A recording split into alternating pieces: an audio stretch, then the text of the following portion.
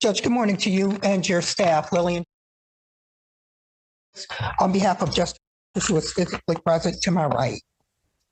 Why is she saying hello to everybody else? Because I'm just that way. I'm sorry, Judge. You gotta say, okay. I said you first. Okay, you're right. You're good. All right, go ahead. So, Judge, we are here for sentencing this morning. I'm in receipt of the pre-sentence report. I don't believe there are any factual corrections, additions, or deletions. Is that correct, Mr.? That is correct. I would like to address some of the recommendations at the appropriate time. You may go ahead.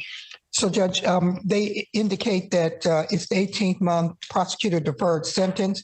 I do believe that this would qualify potentially, maybe, or not, for the early discharge if everything is taken care of. But we want to really talk about number 4, no use of alcohol, recreational marijuana, illegal substances. I have no problem with that. But the issue is I don't believe that alcohol or drugs were part of this. And we would just note that it is a constant strain on his Mr. finances as he has to come up here and pay. Yes, ma'am. He has to come to Washington on pay, and he lives in Macomb County. So if we could maybe, do something. He told me he likes Washington better. Well, my daughter goes to school here. I like. Okay, see. Good job. All right. But in any event. Well, just counsel, if I can just shortcut that. He's on testing right now, correct? Correct. This is a change because he'll only have to test as requested by probation. So I understand. I told you. that's correct, Ms. Valera. Thank you. Yes, Your Honor. Yeah. So unless you want me to keep him on testing. No. Okay. All right. And with that, Judge, I don't think there are any further additions, corrections, or deletions. Mr. is always presented with his family. He's remorseful about the situation. We've had some sessions where we talk about triggers and things that we don't do and things that we do. So he has no prior criminal record. So we would ask that this court adopt the agreement in this matter. Please declare on behalf of probation. The victim in this case, Constance, is present. She would like to address the court. All right. You guys have a seat over here. Oh, okay, sure. Yes, for my person, not sit.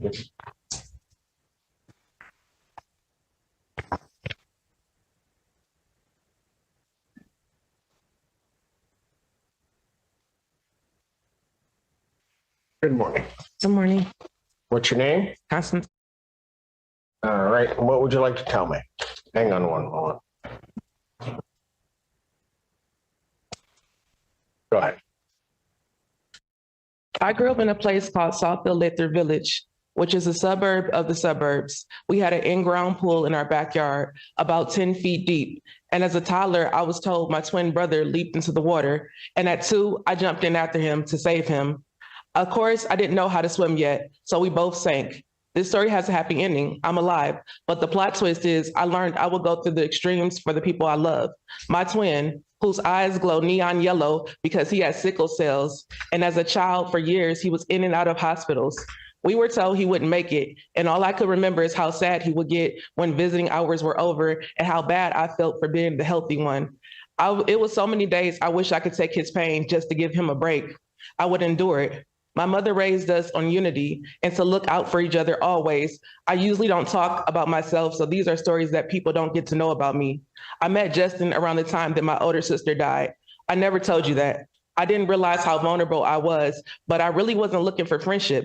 In fact, I used to spin him. I wasn't interested in anything, but then the love bombing started. And the things Justin did to secure our friendship was legendary. Do you know you were the first person to take me to Campus Marches, the Q Line, MoCat, the Gospel Cafe, Riverwalk. You were super pressed to be around me. And eventually we formed a genuine friendship through hours, days, months, years. He called me, he checked on me every day. The first years was solid. Weird stuff started happening. People talked about him and the whispers turned to some mumbles and then screams. The vicious rumors were definite. I had been blindly defending Justin because if he said he didn't do it, right? Why would he lie? In the 3-ish years, I discovered that Justin is a synonym for habitual and pathological liar. We had a blowout, a typical friend spat. I stopped talking to him. I couldn't believe he had me losing friends and defending him at Asia's expense. He dogged her out and was cruel to her because he didn't want the world to know he loved and was involved with the overweight, smelly girl from a different religion. This was the first time I seen a chip in the PK boy next door armor, and I was stunned. Who lies about something so simple for years? Because of our relationship, I got a message telling me to go to the dorms to check on him. I never forget the one desk lamp, the cheap blue rug, or the hand-painted truck. When I went to Justin's room, the space was somber, the air was stale. He began to cry. I kept asking him, Justin, what's wrong? What's wrong, Justin? What's wrong? He sobbed into my neck. And suddenly I wasn't angry, disappointed, or hurt. I was confused, concerned, and afraid. I kept saying whatever was wrong, we could get through it. And everything was fine. He took a step back from me, rolled up his black hoodie sleeves, and blood was running down his arms. Horizontal lines like waves, he jumped in. And even though I never swam like this before, I was going in after him. I never knew anybody who self-harmed. It broke me in a unique way. I didn't know he was sharing trauma with me to justify future abusive behavior and condition me to refer to it. It was his get out of free jail card. Once he knew he had my heart, he started testing boundaries. It started with the thump, a gesture that you would do to test the ripeness of a watermelon. This was Justin with the haircut, not the one with the braids, the twists, the plaits, the curls that I did for free. Haircut Justin that emerged after months of horrendous torture that his Superman refused to save him from.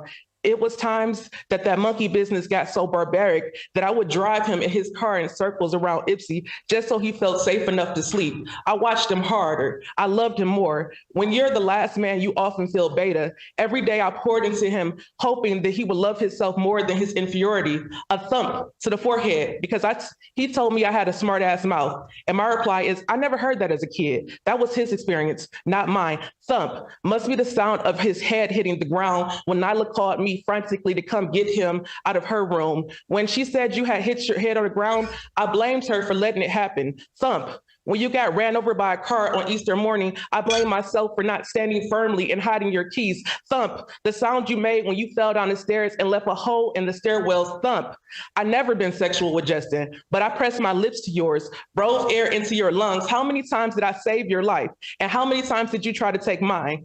I was the best friend that waited in emergency rooms with you. I was the best friend that characters you assassinated to continue your lies. I was the muse. I can't believe you stole my work and still perform it like it's your own. When you blame me for your drinking problems, I told you start drinking at 13. You would sneak into your parents' liquor cabinet. I didn't know you at 13. For that, I got my face slashed. When you blame me for your sadness, I told you tried to hang yourself in high school. I didn't know you. And then I got my hair ripped out by the follicles. When I found out you were trying to do a girl homework that you liked, I told you that you were better than that. And I was rewarded with a busted lip. The shift between love bombing and devaluation, all I wanted from Justin was good, wholesome friendship. It was through hanging out with him that I got to experience some epic outings, vacations, Lantern Fest, escape rooms, museums, fairs, carnival. But boy, did they cost me. After he stonewalled me and we were playing chicken on the highway, I had enough. We met at Savannah Blues and came up with the terms of our not talking. He said that he would buy me out of our plane tickets and lodging, cover my medical bills, and I could get my stuff. I agreed to never talk to him or about him. After he cussed me out and belittled me for hours, I grabbed my purse and left the restaurant. Before I could even get to the freeway, he called me and apologized. He said he was going to work on himself and not to give up on him, that God was working on him. And the scary part is he got this God thing down packed. But if you believe and I believe, we both go to God, you repent, I forgive. Why are we here? One of us don't believe. We were supposed to be family, and I needed that. And I see how I got myself into this situation, because when you love someone, it's hard to stop loving them, even when they are the most beautiful, gifted angel. Y'all can hear everything he did to me, and y'all still love him, but I'm supposed to be made out of rock. I'm not the narcissist that can't fail. You can't keep a girlfriend because you don't like women. The white girls in high school didn't mess with you. Your prom date stood you up, and you hated me for loving you. You made a monster of my worries. I left you all those Bible verses tucked in your car, job, and room because on the days I couldn't get to you, I wanted God to. I wanted the best for you. So I learned about Gilbert syndrome, IBS, Narcan, narcissism, imposter syndrome, stocks, podcast, Zelda, and David Goggins to grow with you. You learned me to hurt me. My mother died. and you request for an ankle bracelet to be off, but not the no contact. You have nothing to say to me because you never liked me. My mother died, and everyone was looking for my best friend who's been by my side for almost a decade, and I couldn't even speak on what was going on because I didn't want you harmed. I robbed myself of my family supporting me during one of my darkest times because I don't want you harmed.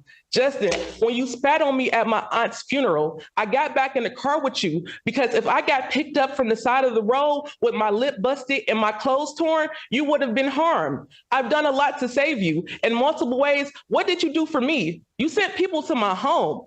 You dug a grave for me.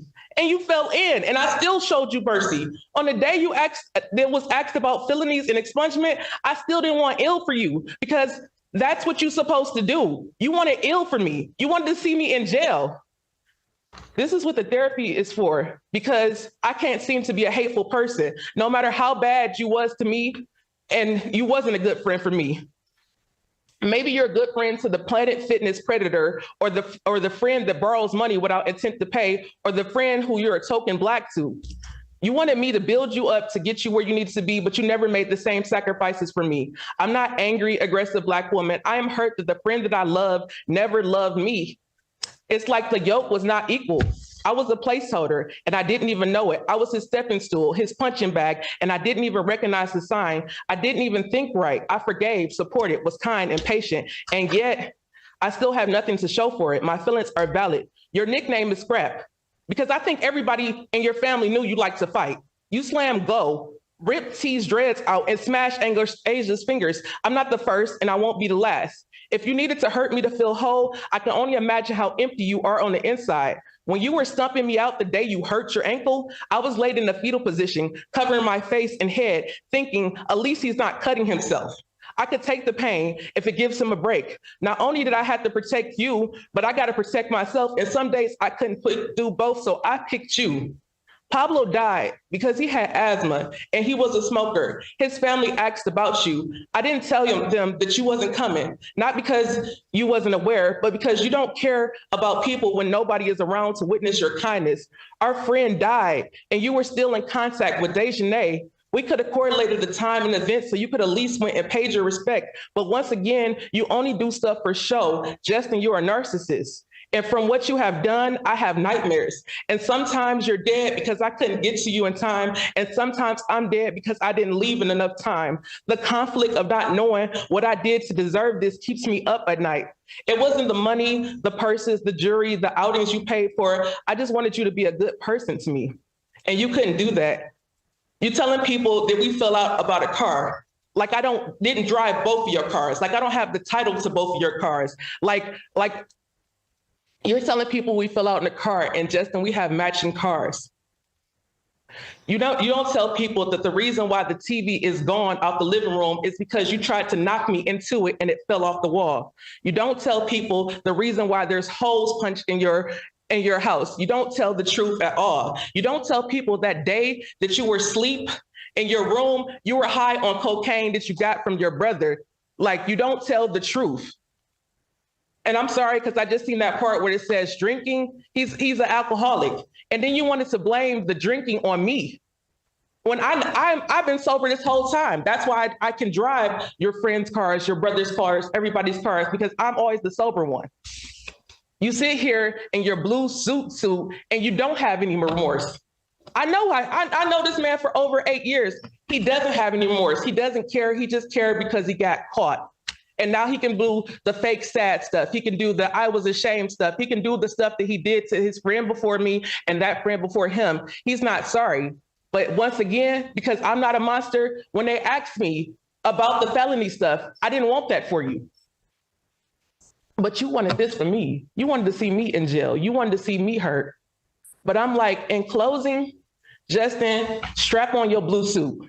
Because not only did it not start in Washington, it started in Sterling Heights. What did you do to me in Sterling Heights? What did you do to me in Bloomfield Hills? What did you do to me in Southfield? What did you do to me in these other cities? Remember that day that you were driving, when I was driving your car back from Ohio and you socked me and we almost swerved and flipped the car? Remember how your Chevy Trax mirror got broke? You just lie about everything. But that's all I have to say, because there's nothing left to be said. He's not sorry. I'm just sorry that I cared enough about him to spare him.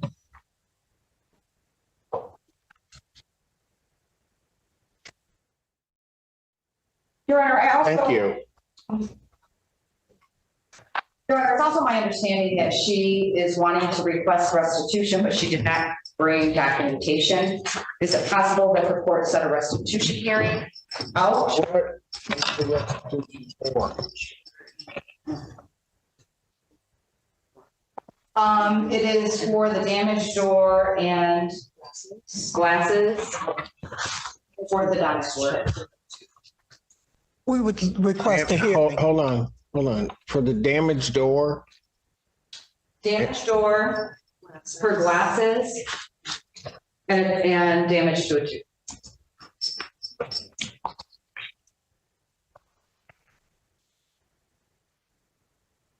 is that contained in any of the reports? I do know, Your Honor, that the damaged door is listed in the report. I did not read anything about glasses or the tooth. Well, when For did, this incident, pardon? for this incident. That's for this incident. In the report, there's alleged prior assaults from other areas. If I may, But, hold on this. Well, why don't, I guess my question is, today's the date and time for sentencing, why don't I have that?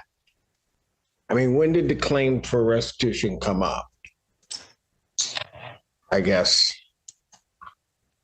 All right, Your Honor, this is Christine from Washington County Yes, Prosecutor's ma'am. Office. Excuse me. I spoke with Constance. Sorry, I'm just looking at my case tracking notes here.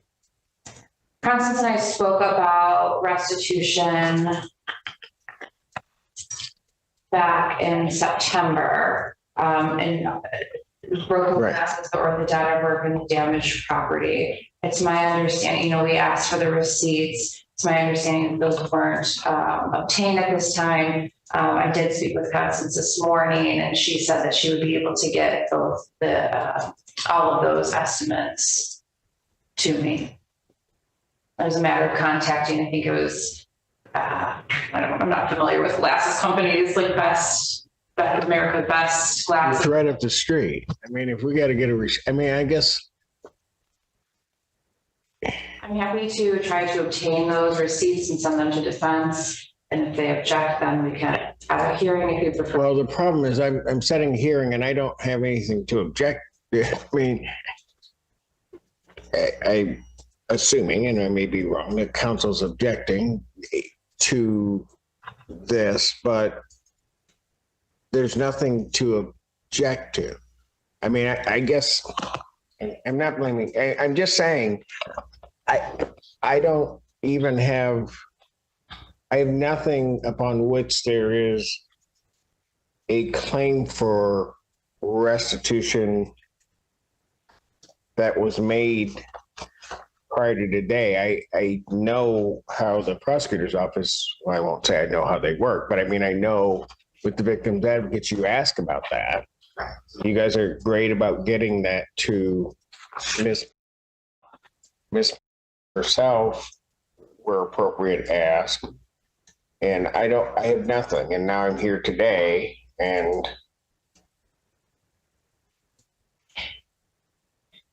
I'm hearing that there's a request for restitution. So when are we going to get these receipts? We hold restitution reserved for 30 days, 2 weeks, 14 days All right. for a judge. Yeah, no, I know that's typically how it works, but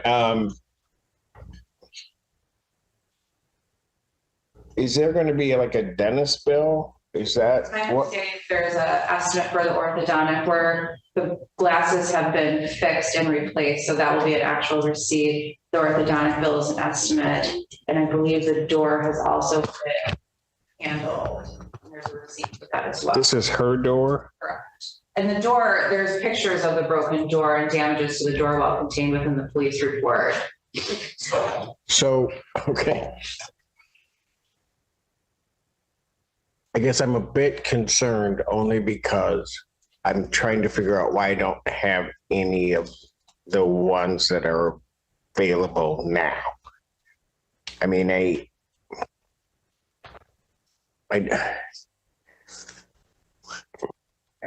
don't want this dragging out. All right. So that's the one thing. The other thing is there's an estimate for orthodontic work that hasn't been done. Correct. I believe dental usually not covered by insurance, especially if the doctor work is not covered by insurance. So I don't know if they're able to pay upfront for that.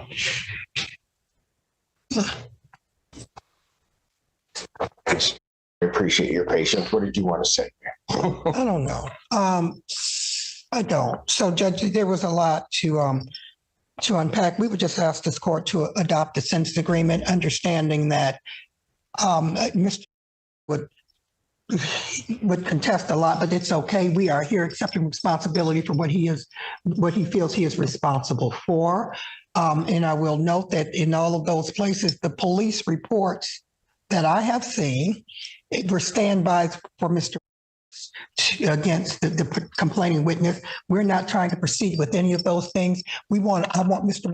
to put a period and move on. When the court said no contact, that wasn't Mr. It wasn't, it was the court. Prior to me imposing sentence or setting a restitution here, I want to meet with counsel probation and the victim's advocate in chambers. Let me get through a couple of things and then I will do that.